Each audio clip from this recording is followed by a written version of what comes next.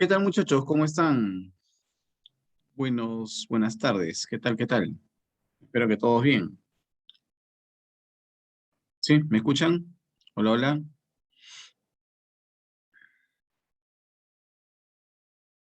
Buenas tardes, muchachos. ¿Qué tal? ¿Cómo están? ¿Qué tal? ¿Qué tal? ¿Me escuchan? ¿Sí? Buenas tardes, buenas tardes. Hola, hola. ¿Me escuchan bien? Hola, hola. ¿Sí? ¿Me escuchan? Hola, hola.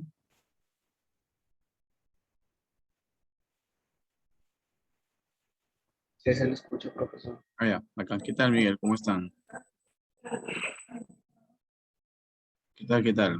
Ahí veo que recién están entrando muchos de ustedes. Bien. A ver, mientras van entrando, espero que hayan visto los vídeos. Ahí he estado explicando acerca de la filosofía medieval, ¿no? Hemos empezado a explicar también la filosofía peruana.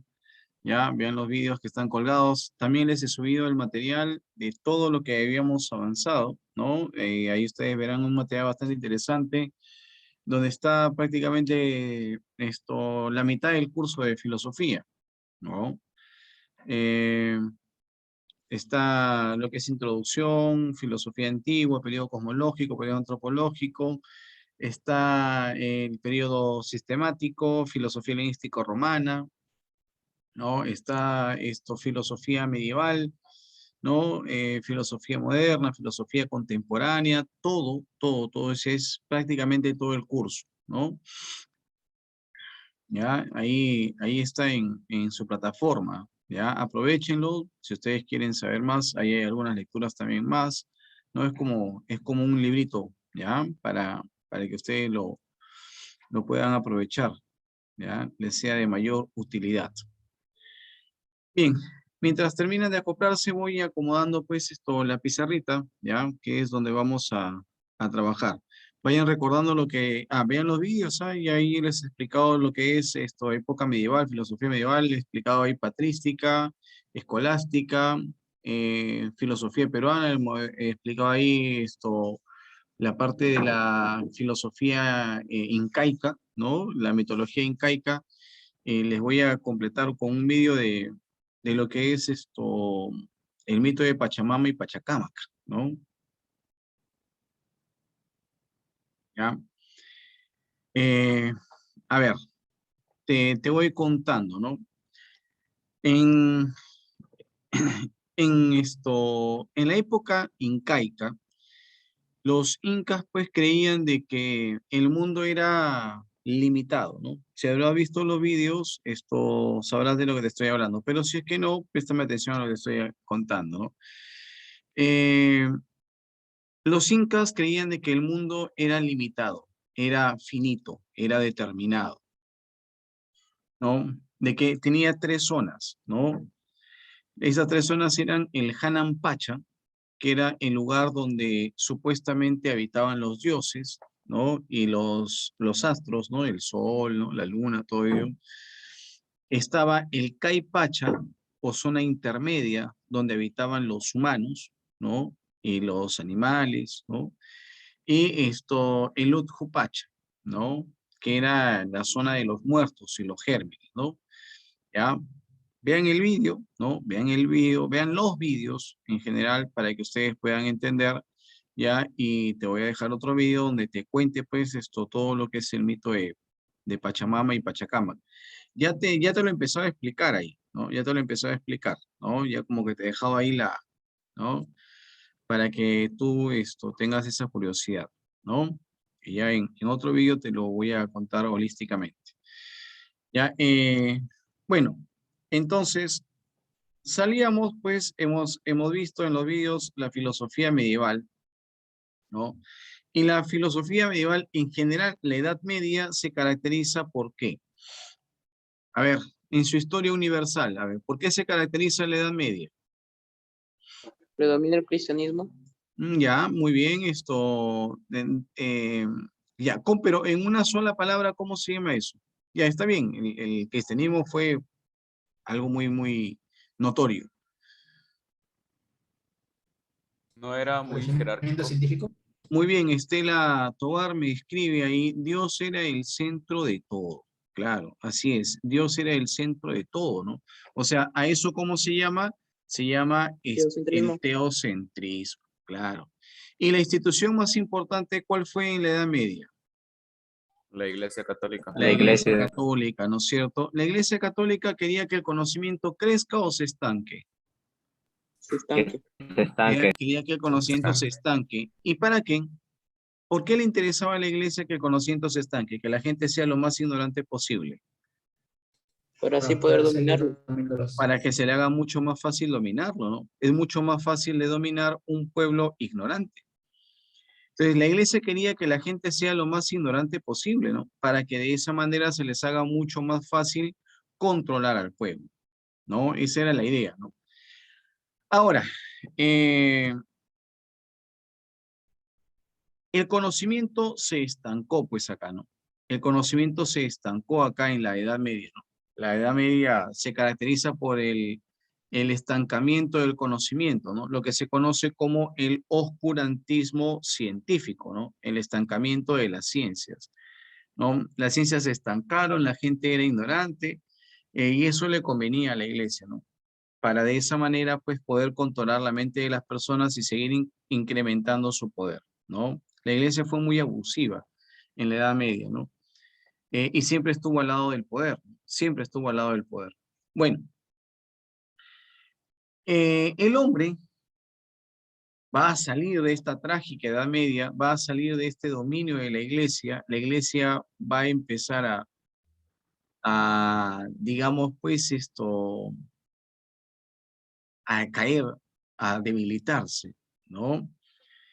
Y va a venir una edad moderna en la cual el hombre ya no va a ser teocéntrico, ¿no? Más bien el hombre se va a empezar a preocupar por el hombre en primer lugar, ¿no? El hombre se empieza a preocupar primero por el hombre, ¿no? Y el conocimiento que estaba estancado, la iglesia lo va, el conocimiento que estaba estancado, ¿no? Por el mandato de la iglesia que quería que el conocimiento se estanque. Entonces, acá en la edad moderna, los intelectuales, los filósofos principalmente se van a preocupar por levantarlo. ¿Ya? Es por eso que el tema central de la filosofía moderna, que es lo que vamos a trabajar, va a ser el conocimiento. Ese va a ser el tema central. Y la filosofía del siglo XVII va a ser considerada como la filosofía de la restauración, ¿no? La filosofía moderna. Como la filosofía de la restauración. Va a querer restaurar el conocimiento, ¿ya? Pero antes de eso, antes de pasar a una edad moderna, tenemos que ver un periodo de transición, ¿no? Ese periodo de transición entre la Edad Media y la Edad Moderna se va a llamar Renacimiento.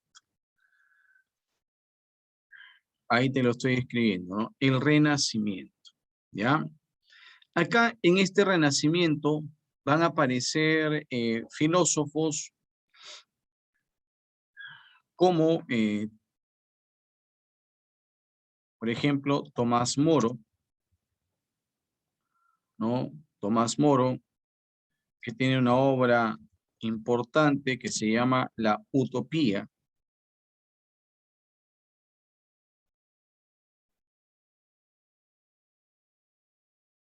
Uno de los mayores amigos de el rey inglés Enrique VIII, un rey que estuvo 4 décadas en el poder y que, bueno, pues cometió una sarta de fechorías, una sarta de delitos, homicidios y, bueno, pues Enrique VIII prácticamente quiso rediseñar una iglesia, ¿no? Se opuso a la iglesia tradicional, eh, y bueno, pero él también fue bastante cruel, ¿no? Tomás Moro, un filósofo del Renacimiento, ¿no? Amigo y lamentablemente asesinado por su amigo, Enrique VIII, ¿no? Ya de él le van a hablar, me imagino, más sus profesores de historia, ¿no? Enrique VIII, el que hace la reforma religiosa en Inglaterra, ¿no? La reforma religiosa en Alemania la plantea Lutero, en Francia Juan Calvino, en Inglaterra Enrique VIII, ¿no? Bueno, sigamos. Tomás Moro, acá también vamos a tener a Nicolás de Cusa. Nicolás de Cusa, que tiene una obra que se llama Docta Ignorancia. ¿Ya? La obra Docta Ignorancia. ¿Ya?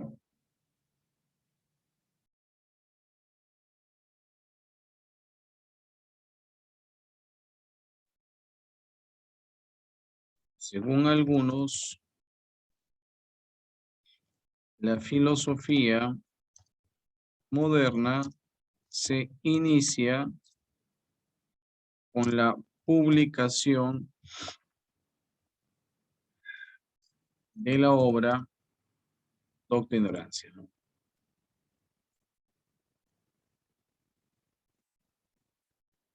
Ya, Nicolás de Cusa, que tiene su obra Docta Ignorancia, según algunos, la filosofía moderna se inicia con la publicación de esta obra, ¿no? Lo que pasa es que el planteamiento de Nicolás de Cusa es extraordinario en realidad, ¿no? Dice, mira,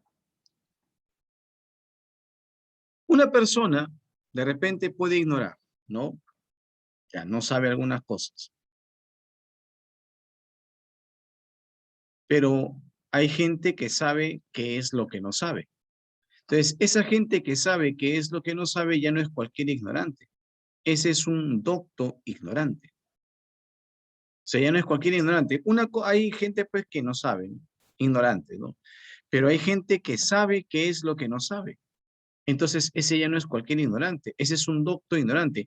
Pero para que una persona, dice de Cusa, para que una persona llegue a saber qué es lo que no sabe, entonces tiene que tener un gran conocimiento. Solamente las personas que tienen un gran conocimiento llegan a saber qué es lo que no saben. Porque el ignorante, cualquier ignorante, simplemente no sabe y ni siquiera sabe qué es lo que no sabe. O sea, desconoce tanto que ni siquiera sabe qué es lo que no sabe. Pero la persona que tiene un gran conocimiento se va dando cuenta de qué es lo que no sabe, de qué es lo que le falta conocer. Cualquier ignorante, un ignorante cualquiera, no sabe. Pero hay gente que sabe qué es lo que no sabe. Pero para llegar a saber qué es lo que tú no sabes, has tenido que tener un gran cúmulo de conocimientos.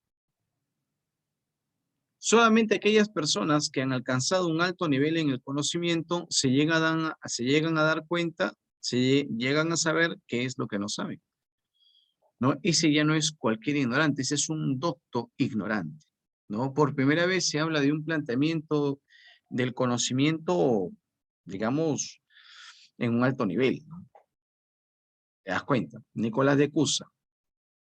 Y dicen que con esta obra, la docta ignorancia, el saber qué es lo que no sabes, el darte cuenta qué es lo que no sabes, para eso tienes que tener un gran conocimiento. Para darte cuenta qué es lo que no sabes, tienes que tener un gran conocimiento, ¿no?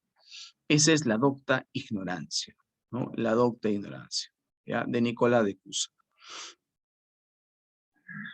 Y tenemos a Giordano Bruno.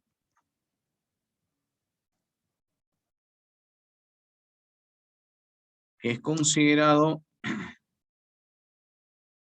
el máximo representante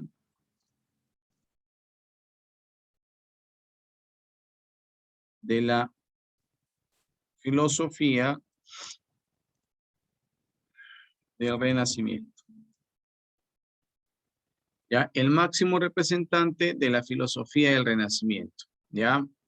Da su tesis de la inmanencia del mundo. Esta tesis, Giordano Bruno la sustenta en la Universidad de Oxford, ¿no? Cae en la trampa. La verdad es que, bueno, pues cayó en la trampa, mi compadre. Las universidades en la Edad Media muchas veces servían para atrapar a los intelectuales, ¿no? ¿Cómo así? Mira, la iglesia, que era la que manejaba toda la educación, incluyendo las universidades, eh, decía, bueno, presenten un trabajo de investigación para que se gradúen, lo que ahora sería una tesis, ¿no? Entonces llegaban, el intelectual presentaba su tesis, el jurado calificador de repente pues le aprobaba la tesis y también había un jurado inquisidor, que era el jurado puesto pues por la Santa Inquisición. La Santa Inquisición era una institución al servicio de la iglesia que era letal, ¿no? A todo aquel que se oponía a la iglesia lo mataba y encima lo mataban en nombre de Dios. A toda aquella persona que razonaba, que pensaba, ¿no? Lo mataban. Decían, no, este pata es inteligente, como tiene capacidad de razonar, se va a dar cuenta de los abusos que estamos cometiendo. Ah, no, tenemos que matarlo. Y bajo cualquier pretexto lo mataba. Giordano Bruno, en su tesis, postula de que existen más sistemas planetarios, que existen más planetas, que este no es el único planeta que hay, ¿no? Él decía, es probable que existan otros mundos, otros planetas, otros sistemas planetarios, ¿no? Entonces la iglesia dijo, ah, no, estás loco. ¿Qué? ¿Y quién va a ser el Dios de esos planetas? ¿Que van a haber otros dioses? No, no podemos aceptar eso. Tenemos que decir de que no, que el único planeta que existe en el universo es este, ¿no? Y que nada más. Que no, que eso de que existen otros planetas, no, o sea, que van a creer de que hay otros dioses en otros planetas, no, no, no, compadre, eso no nos conviene. Ah, entonces hay que decir de que este tipo está poseído por el demonio. Y cuando él expone su tesis en la Universidad de Oxford, ¿no? Eh, lo condenan a muerte, pues, ¿no? Por herejía, ¿no? Por decir esto de que habían otros planetas más. 40 años después se dio la teoría del sistema planetario, ¿no? O sea que lo mataron a Giordano Bruno, obviamente injustamente, por razonar, por pensar, por ser inteligente, ¿no? Por dar esta teoría nueva, ¿no? Pero que obviamente para los intereses de la iglesia, Giordano Bruno, por ser inteligente, era un peligro, ¿no? Porque se iba a dar cuenta, y ya se estaba dando cuenta de los abusos de la iglesia, y lo condenan a muerte y lo queman ahí en el mismo patio de la universidad. Así es. La iglesia católica ha sido abusiva, miserable, ha abusado de la ignorancia de las personas y de la fe de muchos creyentes, ¿no? Lamentablemente ha sido así. Papas totalmente corruptos, una desgracia. Alejandro VI, por ejemplo, el papa que tenía una sarta de hijos, un tipo de lo peor, ¿no? Y muchos cardenales, ¿no? Que han sido el cardenal Wolsey, por ejemplo, ¿no? eh, el Papa como Urbano II, el que mandó a las cruzadas, ¿no? Y que le decía a los soldados, maten a todo aquel que no crea en el cristianismo, ¿no? No se preocupen por lo que maten, porque Dios los va a perdonar y ustedes ya tienen su metro cuadrado en el cielo, ¿no? Y mataban a mansalva. Bueno, entonces, Giordano Bruno, máximo representante de la filosofía del Renacimiento, ¿no? Su famosa tesis de la inmanencia del mundo, ¿no? Y que va a ser muerto en la hoguera, ¿no? Giordano Bruno, ¿ya? Y llegamos a Nicola de Maquiavelo. Nicola de Maquiavelo dice algo muy cierto, ¿no? Los más despiadados políticos en la historia siempre han sido los de la iglesia, ¿no? La gente de la iglesia, los cardenales, los papas, los obispos, ¿no? Que siempre han estado al lado del poder, ¿no? Y han abusado de la gente, ¿no? De la ignorancia de la gente y han condenado a muerte a mucha gente inocente, ¿no? Y encima los condenaban en nombre de Dios, ¿no? Entonces dice, la política no tiene absolutamente nada que ver con la ética, decía Nicolás de Maquiavelo, ¿no? La política no tiene nada que ver con la ética, ¿no? Ahí te voy a escribir de Nicolás de Maquiavelo, ¿ya? Es un político,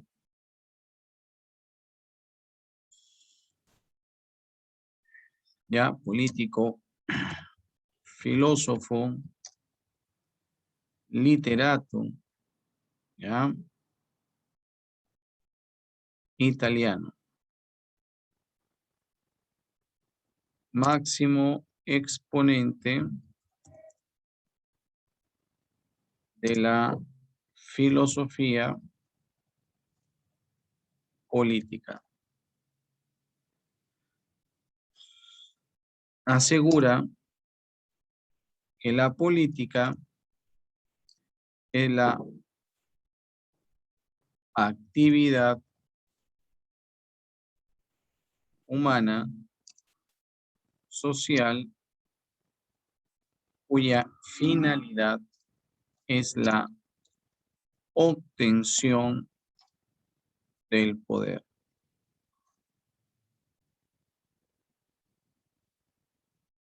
Conservar el poder o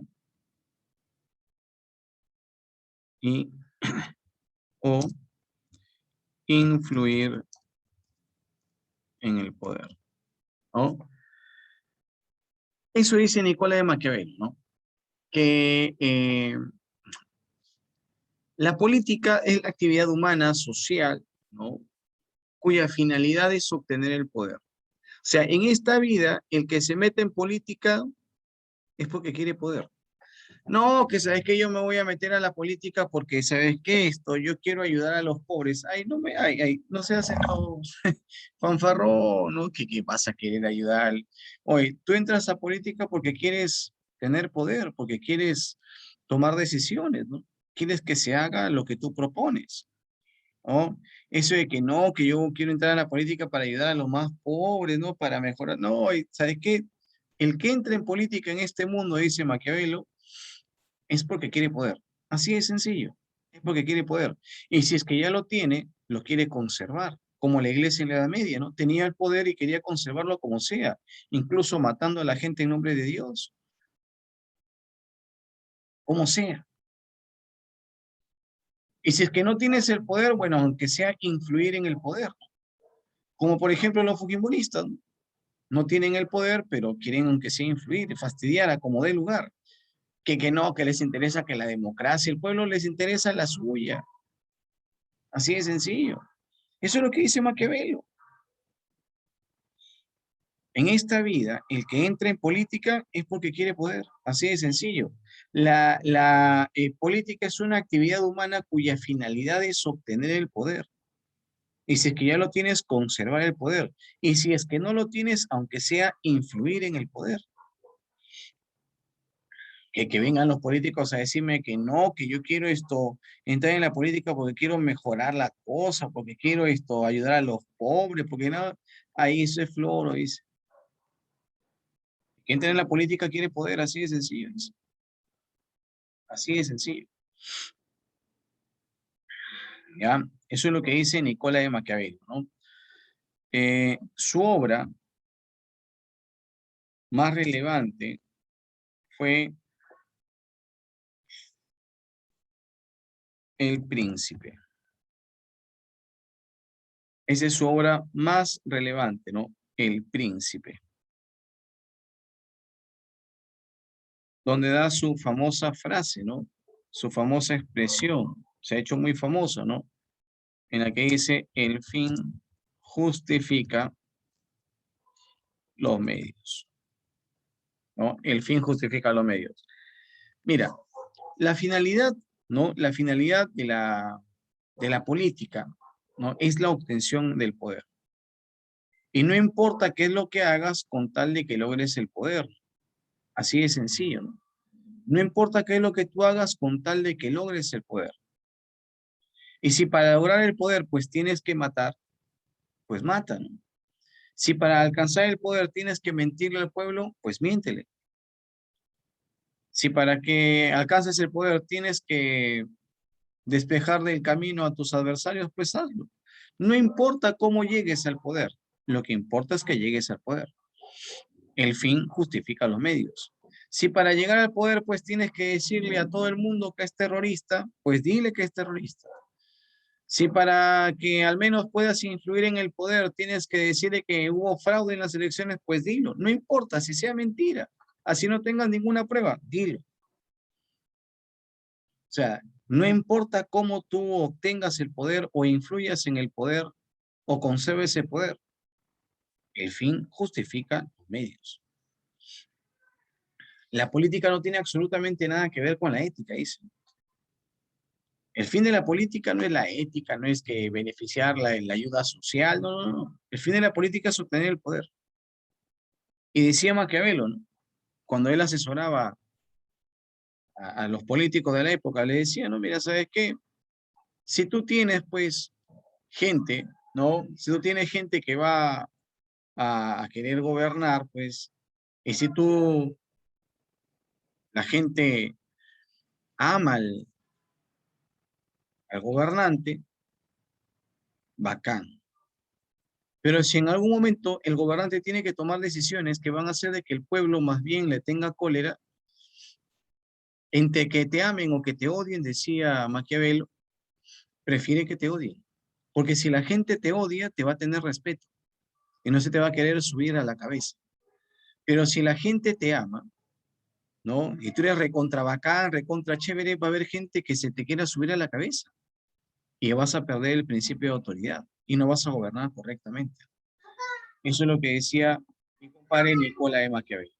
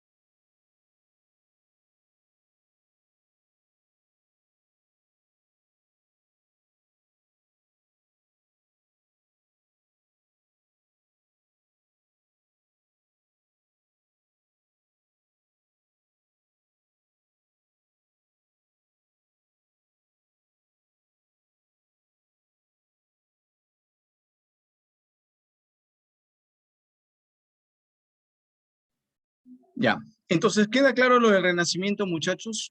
Ya, está claro hasta acá. ¿Todo bien? Profe, ¿Bien entendido? Sí, Carlos, profesor, sí. ¿cómo se llama?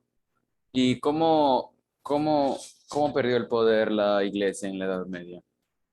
A ver, para ver la pérdida del poder tan gigantesco que tenía la iglesia, tenemos que irnos hasta el siglo XVIII, a la Ilustración, que lo vamos a ver la siguiente semana. Pero la iglesia empieza a perder el poder acá al final ya de la Edad Media e inicio del Renacimiento. Todavía acá en el Renacimiento la iglesia tenía poder, incluso lo mataron a Giordano Bruno, ¿no? Y ya estamos hablando del Renacimiento.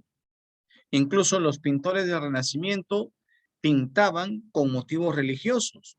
Por ejemplo, en el Renacimiento los grandes pintores, Leonardo, Miguel Ángel, Rafael Sanzio, sus cuadros eran con motivaciones religiosas. Pero la iglesia empieza a perder su poder, a no ser ya tan dominante. La gente ya no se dejaba así nada más matar por, por orden de la iglesia, pero la iglesia no había terminado de perder su poder todavía. El poder gigante de la iglesia empieza a disminuir un poco y se va a terminar ya en el siglo XVIII con la Ilustración. Pero a tu pregunta, ¿cómo es que se empieza a debilitar? Es porque la gente empieza a razonar, empieza a pensar, empieza a darse cuenta que la iglesia es mentirosa, que lo que están haciendo es abusar de ellos, de que no se tiene que pagar por el perdón de los pecados, porque incluso en la Edad Media hasta se cobraban impuestos por el perdón de los pecados.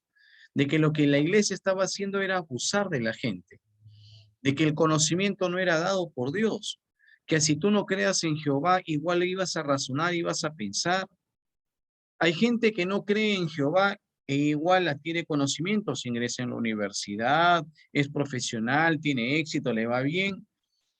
O sea, no tiene absolutamente nada que ver Jehová, ¿no? Con la razón. Entonces, cuando el hombre empieza a darse cuenta de eso, empieza la iglesia a debilitarse. Cuando el hombre se da cuenta de que no necesita de la iglesia, que no necesita de Dios, ¿no? Para tener éxito o para que le vaya bien, y que las mentiras que le daba la iglesia eran pues una total farsa, ¿no? Que eran hechas pues para abusar de la gente, allí la iglesia se empieza a debilitar. El hombre se vuelve más racional, se vuelve más pensante y menos ignorante, ¿no? Entonces, cuando el hombre supera, ¿no?, su ignorancia, entonces la iglesia empieza a debilitarse, ¿no? Y la iglesia va a sobornar políticos, va a pagar para que ese poder que tenía no se desvanezca, ¿no? Pero va a llegar un momento, pues, en la que la iglesia se debilitó totalmente ya con la ilustración, ¿no? En el siglo XVIII. Así es, amigo Carlos. Ya vamos a ver el siglo XVIII, ya. Bueno, hasta acá, bien entendido. Sí, estamos de acuerdo, amigo Sí, Carlos, que te profesor. preguntó. Sí, perfecto. Sí, porque, ¿cómo se llama? Tenía un gran poder que hasta mataba a las A la personas que gente. se oponían. Sí, Y desde el Renacimiento entonces empezaron a agarrar ese conocimiento, ¿no, profesor? claro, así es. Todo claro, profesor, entonces. Perfecto. Bien, entonces, esto es el Renacimiento. Vamos a pasar ya a la filosofía moderna ya, ¿no? En sí, ¿ya? Vamos a empezar con la primera partecita. Voy acá a pasar a la pizarra, ¿ya? Un instante.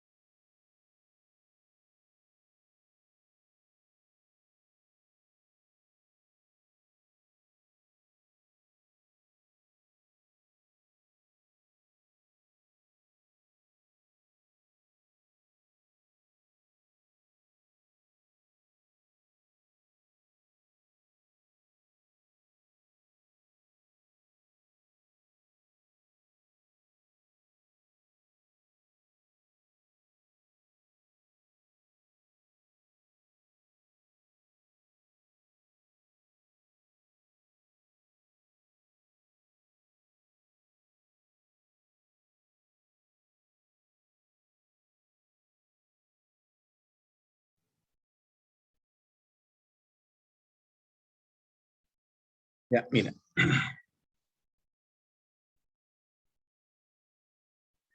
Bien, vamos a empezar pues con esto de la filosofía moderna ya en sí, ¿ya?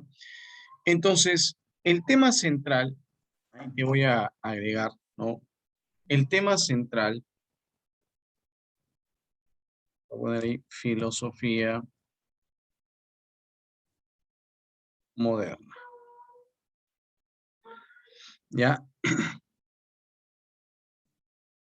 El tema central de la filosofía moderna fue el conocimiento. Ese va a ser el tema central de la filosofía moderna, va a ser el conocimiento, ¿ya? ¿Y por qué este va a ser el principal tema de la edad moderna? Porque esto fue lo que más se afectó, pues, ¿no? ¿Te acordarás tú?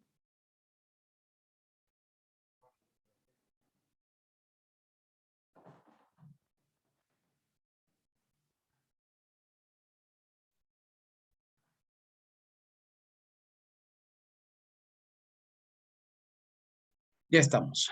¿Te acordarás tú que lo que más se afectó en la edad media fue el conocimiento, ¿no? Fue lo que más se perjudicó. El conocimiento acá en la Edad Media se estancó, ¿no? Y esto fue producto, pues, de la influencia de la Iglesia Católica, ¿no es cierto? Entonces los filósofos dicen, oye, ¿qué es lo que más se perjudicó?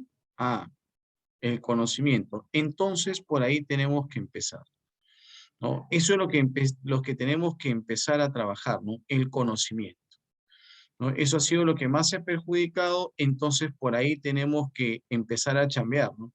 Ese conocimiento que a la cuenta pues estaba en cuidados intensivos, ¿no? Estaba por morirse, lo tenemos que reflotar, compadre, como sea, tenemos que ponerle oxígeno, qué sé yo, ¿no? Pero ese conocimiento tenemos que sacarle a flote, ¿no? Entonces, este va a ser el tema central de la filosofía moderna, va a ser el conocimiento, ¿ya? Sobre todo el siglo XVII, ¿no?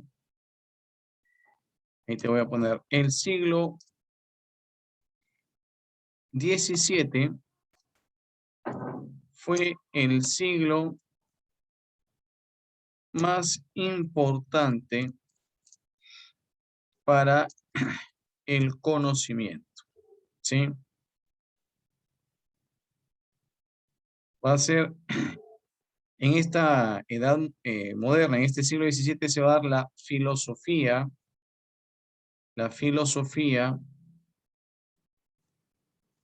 de la restauración. ¿Ya? Se va a dar la filosofía de la restauración, ¿no? Los filósofos van a buscar restaurar el conocimiento. Ese conocimiento que prácticamente pues estaba muerto, van a buscar restaurarlo, ¿no? Va a ser la filosofía de la restauración, van a buscar restaurar el conocimiento. ¿Ya? De eso se van a preocupar, de restaurar el conocimiento, de mejorar ese conocimiento que a la cuenta estaba muerto, van a buscar restaurarlo, ¿ya? El siglo XVII es el siglo más importante para el tema del conocimiento. El tema del conocimiento fue el tema central porque fue lo que más se había afectado en la Edad Media. ¿Mm? ¿Ya? Ahora, las corrientes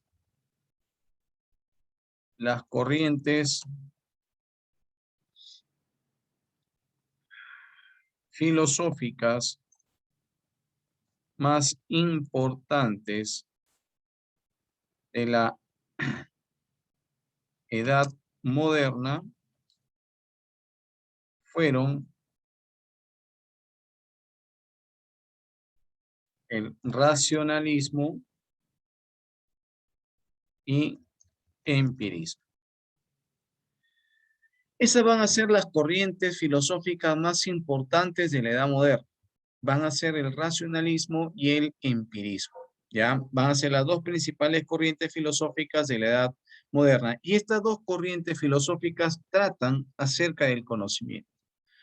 Insisto, el conocimiento es el tema central de la filosofía moderna, ¿ya? Y estas dos corrientes, el racionalismo y el empirismo, van a tratar justamente acerca de la filosofía, acerca del conocimiento, ¿ya? Este es el tema central.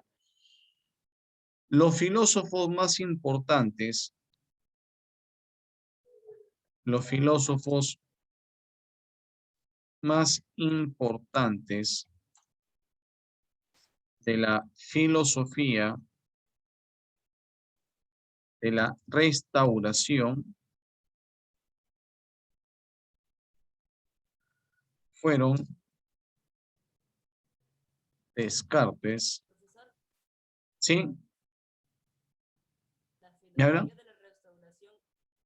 ¿Ah? La filosofía de la Ya. restauración está dentro de la filosofía moderna. Claro, claro, todo lo que estamos hablando de filosofía moderna. Ya, los filósofos más importantes de la filosofía de la Restauración fueron Descartes, Locke, Bacon y Kant. ¿Ya? Ellos van a ser los 4 filósofos más importantes de la Edad Moderna. Descartes, Locke, Bacon y Emmanuel Kant. ¿Ya? Ellos van a ser conocidos como los filósofos de la Restauración, los que buscaron restaurar el conocimiento. ¿Ya? Las dos principales corrientes, no te olvides, el racionalismo y el empirismo. ¿De acuerdo? Bien, ahora te voy a hablar acerca justamente del racionalismo del francés Renato Descartes. ¿Ya? Vamos a empezar.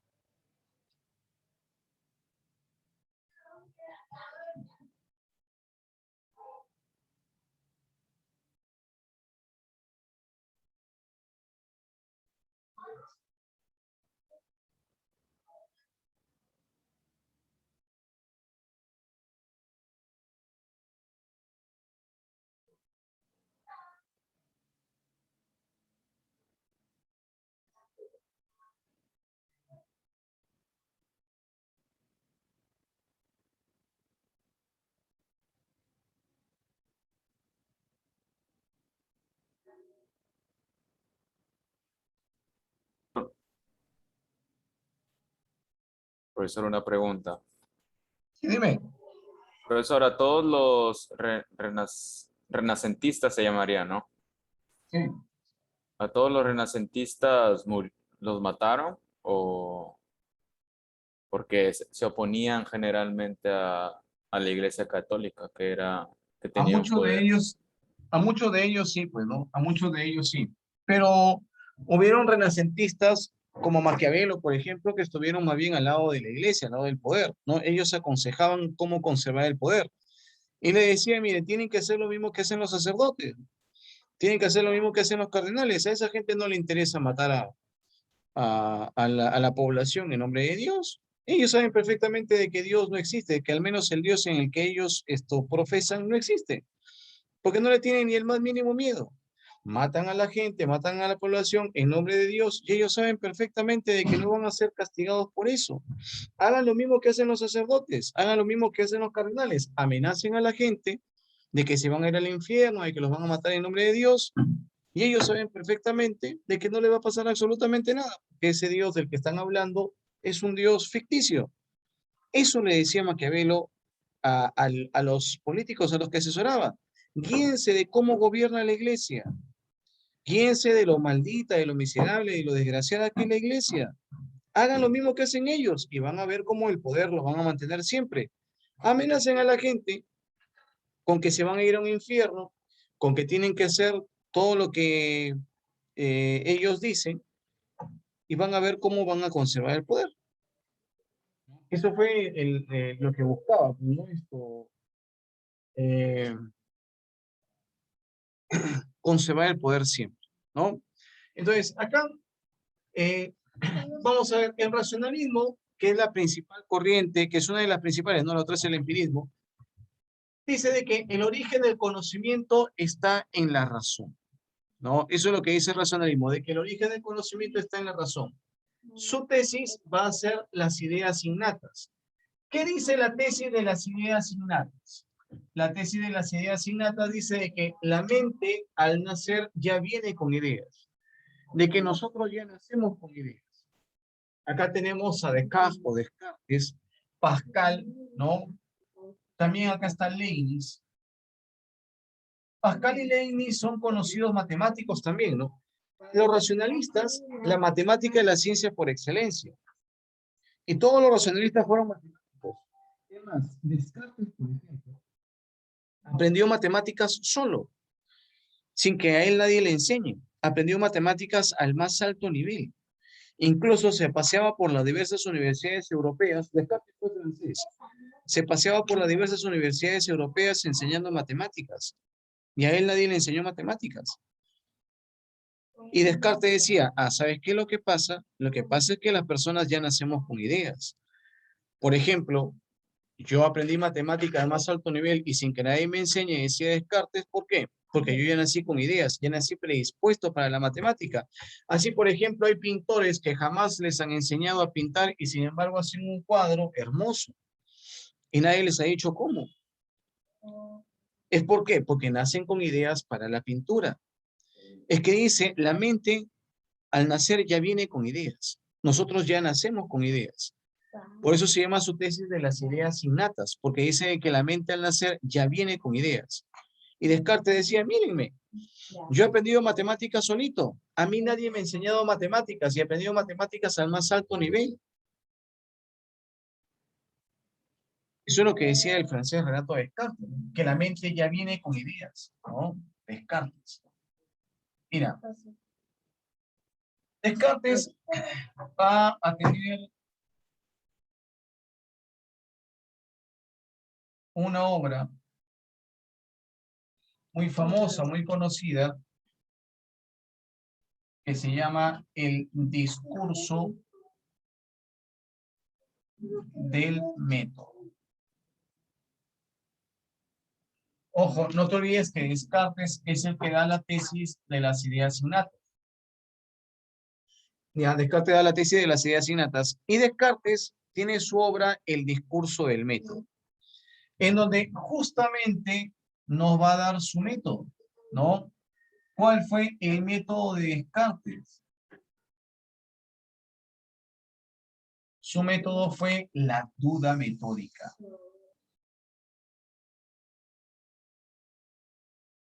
Fue la duda metódica. Descartes decía de que el hombre debe dudar absolutamente de todo. Eso decía Descartes, que el hombre debe dudar absolutamente de todo.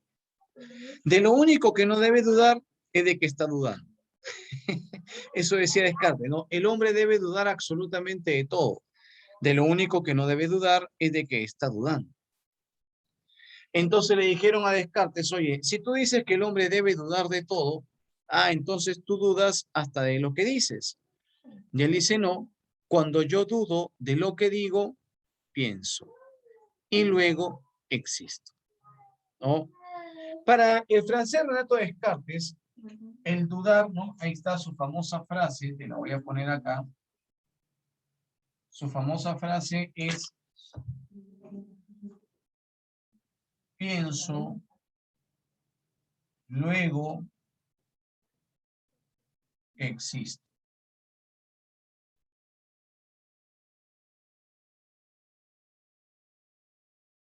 ¿Ya? O en latín, cogito, ergo sum, ¿no? Pienso, luego existo, o cogito, ergo sum. Mira, Descartes decía que el hombre mínimamente tenía que dudar.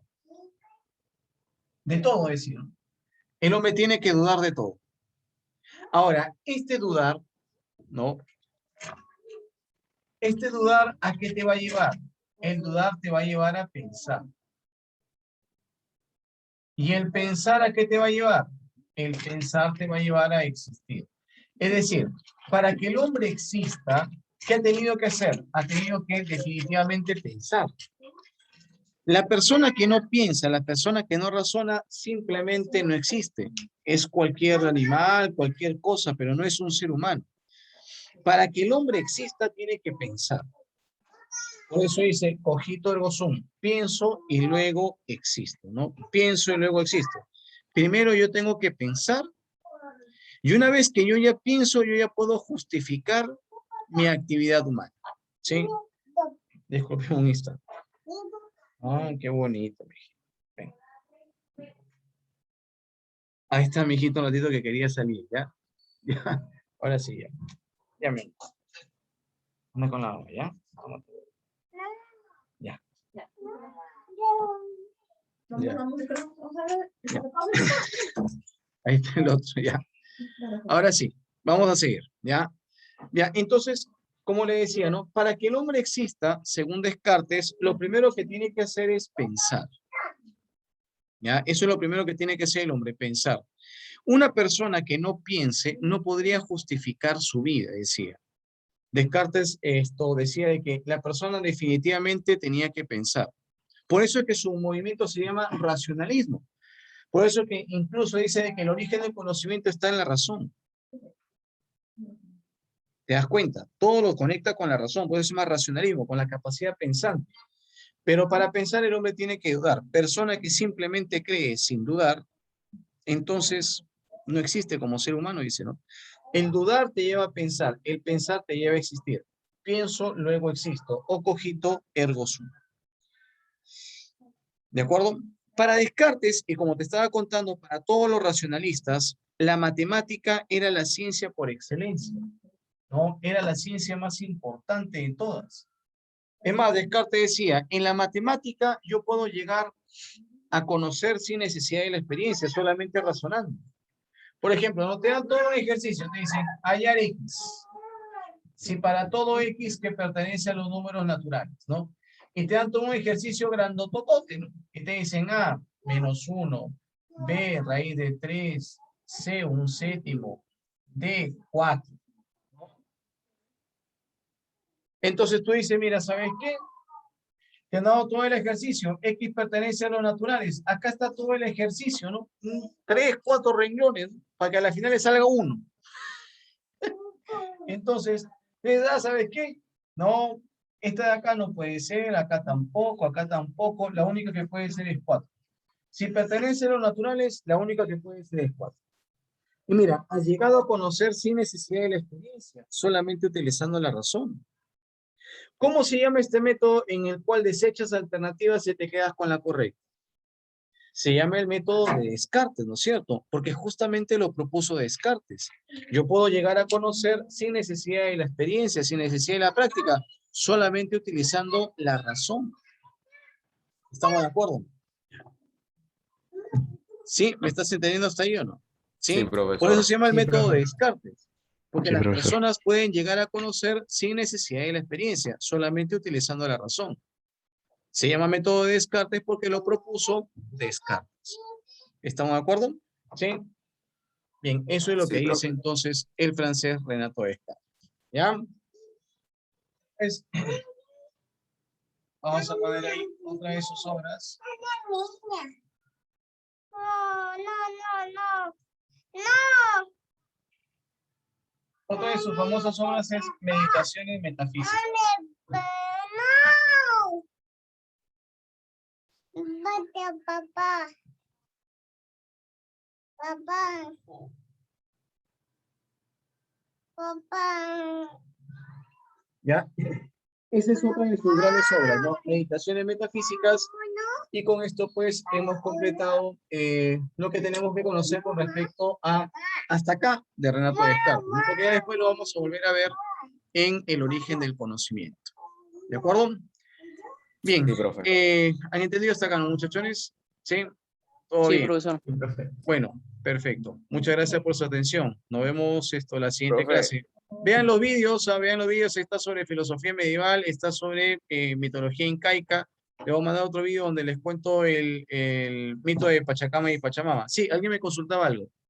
Profesor, va a mandar la foto al grupo de Claro, su claro, de pizarra. esto de acá. Sí, Gracias. sí. Listo.